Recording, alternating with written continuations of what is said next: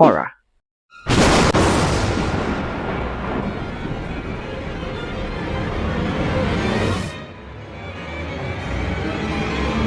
horror ဆိုတာကျွန်တော်အကြိုက်ဆုံး enemy genre တွေတဲ့တခုဆိုရင်လည်းမမှားပါဘူးဒါပေမဲ့ horror လို့ခေါင်းစဉ်တက်ထားပြီးတကယ်ကြောက်ဖို့ကောင်းတဲ့ enemy ကလက်ချိုးရည်လို့တော့ရတယ်တချို့ဆိုရင် horror လား comedy လားတော့မသိကွယ်ဘူးおいおい可愛い顔に汚れがついているぜメリーさんターゲットに電話をかけ追い詰めた末にあの世に連れ去る悪霊遊びは終わりだお前を除霊する What the fuck အားလုံးပဲမင်္ဂလာပါ KMK review ကနေပြန်လည်ကြိုဆိုလိုက်ပါတယ်ကျွန်တော်နာမည် KMK ပါဒီနေ့ဗီဒီယိုမှာတော့ horror fan တွေလုံးဝအကြိုက်တွေ့သွားစေမယ့် enemy series 5ခုအကြောင်းပြောပြပေးသွားမှာပဲဖြစ်ပါတယ်ဗီဒီယိုလေးမစခင်မှာ channel လေးကို subscribe မလုပ်ရသေးဘူးဆိုရင်တစ်ချက် subscribe လုပ်ပေးဖို့နဲ့အခုဗီဒီယိုလေးကို VPN လေးနဲ့ကြည့်ပေးဖို့တောင်းဆိုချင်ပါတယ်ကြည့်အခုပြောစရာရှိတာတွေလည်းပြောပြသွားပြီဆိုတော့ဒီနေ့ဗီဒီယိုလေးကိုစလိုက်ကြအောင်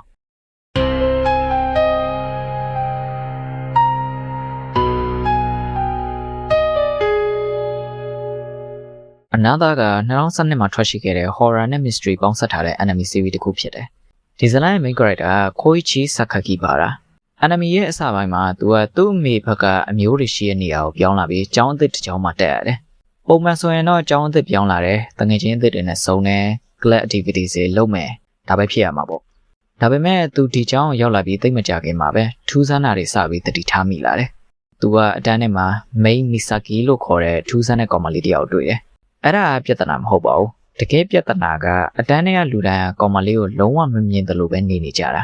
ကျောင်းသားကျောင်းသူတွေမှမဟုတ်ဘူးဒီကျောင်းမှာရှိတဲ့ဆရာမတွေအကုန်လုံးကလည်းမိန်းမီဆာကီကိုမရှိတယ်လို့မျိုးဆက်ဆံကြတယ်နောက်တော့ခွေးချီကပုံမှန်မဟုတ်တဲ့အရာတွေကိုဖြည်းဖြည်းချင်းစပြီးတတိထားမိလာတယ်အနာသားရဲ့ horror အစစ်က jump scare မဟုတ်ဘူးသူ့ရဲ့တကယ် horror စစ်ကကြည့်နေတဲ့ audience ကိုဘာဖြစ်တော့မှလဲဆိုတဲ့ feeling မျိုးခံစားအောင်လုပ်နိုင်တာတခါလေကြည့်နေတဲ့ screen ပေါ်မှာဘာမှမဖြစ်သေးဘူးအရာအလုံးကလည်းပုံမှန်ပဲဒါပေမဲ့ကြည့်နေတဲ့လူရဲ့စိတ်ထဲမှာတော့ဟာတခုခုတော့ဖြစ်တော့မယ်ဆိုပြီးခံစားမိလာတာမျိုးဖြစ်လာရောအဲ့ဒါလည်းအနာသားရဲ့အဓိကအားသာချက်ပဲဒီ anime ကတရေသက်စေတွေ jump scare တွေတုံးပြီးကြောက်အောင်လုပ်တာမဟုတ်ပဲကြည့်နေတဲ့ viewer တွေကိုယ်တိုင်ကမဖြစ်သေးတဲ့အရာကိုတွေးပူပြီးကြောက်လာအောင်လုပ်တာပြီးတော့ဒီ anime ထဲမှာပါတဲ့သေပုံသေနည်းတွေကလည်းကျန်းတယ်တော်တော်လေးကိုကျန်းတယ်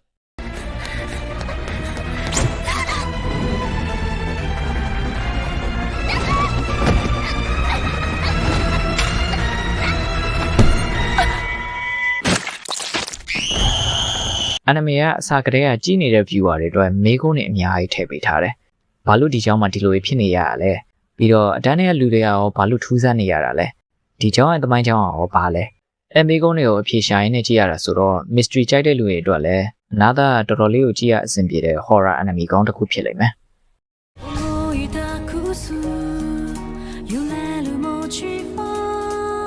အပိုင်းရည်အတွက်နည်းနည်းလေးနဲ့ကြည့်ရလို့စိတ်ကင်စားပေးနိုင်တဲ့ anime ရှိလား။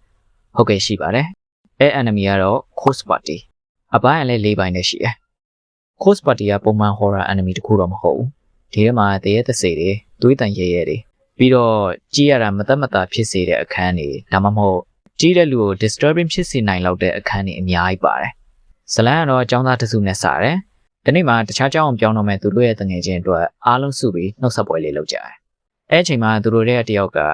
ငါတို့ရေဝေးကွာသွားရင်တော့မှတငယ်ချင်းတွေအဖြစ်အနဲ့အမြဲတမ်းရှိနေအောင်အစီရင်လေးတစ်ခုလုပ်ကြအောင်ဆိုပြီးတော့ပြောတယ်။ဒါပေမဲ့အဲအစီရင်ကိုလုပ်လိုက်တဲ့အခါမှာသူတို့တွေအကုန်လုံးကဒီကျောင်းနဲ့ဆင်တူတဲ့အခြား dimension မှာရှိတဲ့ကျောင်းတစ်ကျောင်းစီကိုရောက်သွားတယ်။ဒီကျောင်းမှာလူတွေအများကြီးသိခဲ့တယ်။ပြီးတော့သဘောအလွန်ဖြစ်ရဆန်းတွေလည်းအများကြီးဖြစ်ပျက်ခဲ့တယ်။အဲ့လိုမျိုးပုံနှကားတိုက်တဲ့ကျောင်းကြီးတွေကနေသူတို့ရဲ့နှခုမူလကဘာကိုပြန်ရအောင်ဘယ်လိုမျိုးစူးစမ်းပြီးလွတ်မြောက်အောင်လုပ်သွားမလဲဆိုတာကိုဒီ anime မှာအဓိကမြင်တွေ့ရမှာတခုသိထားရမှာကဒီထဲမှာတော်တော်လေးကိုရှင်ဖို့ကောင်းတဲ့အခန်းတွေအများကြီးပါတယ်။အဲဒါကြောင့်မို့လို့ထမင်းစားရင်းနဲ့ကြည့်မယ်ဆိုရင်တော့ဒီ anime ကိုကျွန်တော် recommend မပေးချင်ဘူး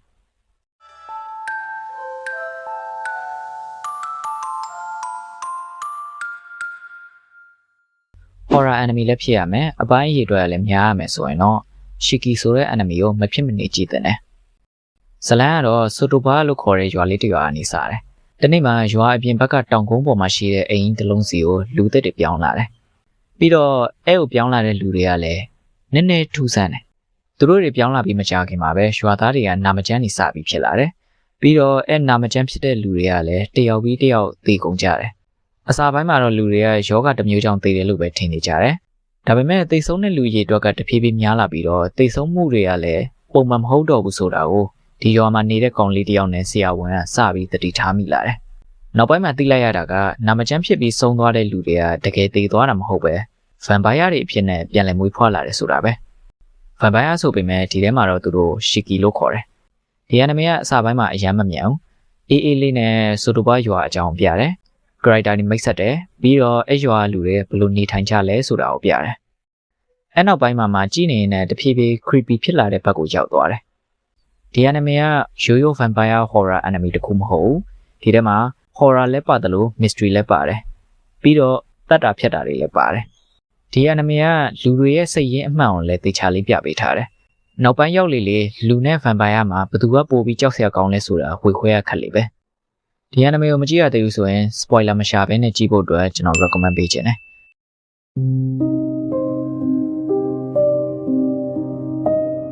ဒီဇလန်ရဲ့ main character ကခေတတို့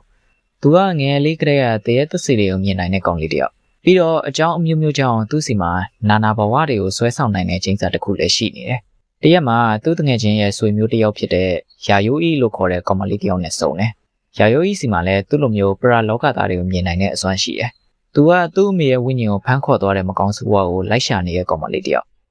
ခေတာရိုကတာမန်ဘဝမှာပဲနေကျင်တယ်ဒါပေမဲ့သူ့ရဲ့ချိန်စာကိုဖယ်ရှားနိုင်မလားဆိုတဲ့မျှော်လင့်ချက်နဲ့ဒီကောင်မလေးရဲ့တရေအမဲလိုက်တဲ့ခီးစင်မှာပါဝင်ဖို့အတွက်ဆုံးဖြတ်လိုက်တယ်အဲကနေစပြီးတော့သူတို့တွေဒီခီးစင်မှာဘယ်လိုမကောင်းဆိုးဝါးတွေနဲ့တွေ့ပြီးဘယ်လိုပရာလောကသားတွေနဲ့ရင်ဆိုင်ရမလဲဆိုတာကိုကျွန်တော်တို့ကစိတ်ဝင်စားနေကြည့်ရှုရမှာပါ animation မှာကြည့်ရတာနည်းနည်းကလေးကလားဆန်တဲ့ပုံတော့ပေါက်တယ်ဒါပေမဲ့သူ့ရဲ့ plot ကတော်တော်လေးကိုကြောက်ဖို့ကောင်းတယ် jump scare တွေ sound design တွေအပြင်မှာသူ့ရဲ့ opening sound ကလည်းတော်တော်လေးကိုမိုက်တဲ့တဲမှာပါတယ် horror anime ဆိုတဲ့အရာသာစစ်စစ်ကိုသိချင်နေဆိုရင်တော့နောက်ကတဲ့ရီယုံကြည့်ဖို့အတွက်ကျွန်တော် recommend ပေးချင်ပါတယ်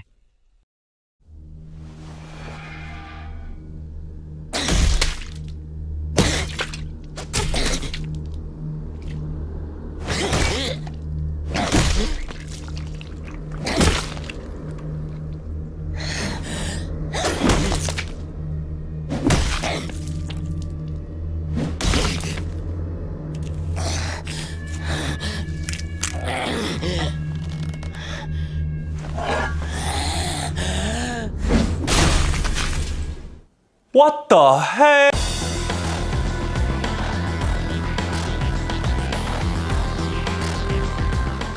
အချိန်ကာလအပြင်1983ခုနှစ်နေရာကတော့ဟာနာမီဆာဝါလို့ခေါ်တဲ့ရွာလေးတစ်ရွာမှာဖြစ်တယ်ဒီရွာမှာနှစ်စဉ်နှစ်တိုင်းဝါတာနာကာရှီလို့ခေါ်တဲ့ရိုးရာပွဲတော်လေးတစ်ခုကျင်းပလေးရှိတယ်အပွဲတော်မှာလူတွေပြောကြပါကြတယ်တခုထူးဆန်းတာကနှစ်တိုင်းလိုအပွဲတော်လုပ်တဲ့အချိန်မှာလူတစ်ယောက်သေတယ်ပြီးတော့နောက်တစ်ယောက်ကလည်းအစားအနာမရှိပဲပျောက်သွားတတ်တယ်ဒီဇလန်ရဲ့ main character ကတော့ Keiichi သူကသူ့မိသားစုနဲ့အတူဟာနာမီဆာဝါရွာကိုပြောင်းလာခဲ့တာအစာပိုင်းမှာတော့သူ့အတွက်ဒီရွာလေးကအရန်ကိုအေးချမ်းတယ်ဒါပေမဲ့တနေ့မှာ Keiichi ကဟာနာမီဆာဝါမှာဖြစ်ခဲ့တဲ့လူသိမှုတွေနဲ့လူပြောင်းမှုတွေအကြောင်းသိလာတယ်အဲ့ဒီဖြစ်ပျက်တွေကလည်းဒီရွာမှာလှုပ်တဲ့ရိုးရာပွဲတော်နဲ့သက်ဆိုင်နေတဲ့အကြောင်းကိုလည်းသူစပြီးရိပ်မိလာတယ်သူ့တငယ်ချင်းတွေကိုအကိစ္စနဲ့ပတ်သက်ပြီးမေးကြည့်ပြန်တော့လည်းအကုန်လုံးကမသိချင်အောင်ပဲစောင့်နေကြတယ်အဲ့ကနေစပြီးတော့ဒီ anime က slide of life ကနေ horror anime တစ်ခုဖြစ်သွားတယ်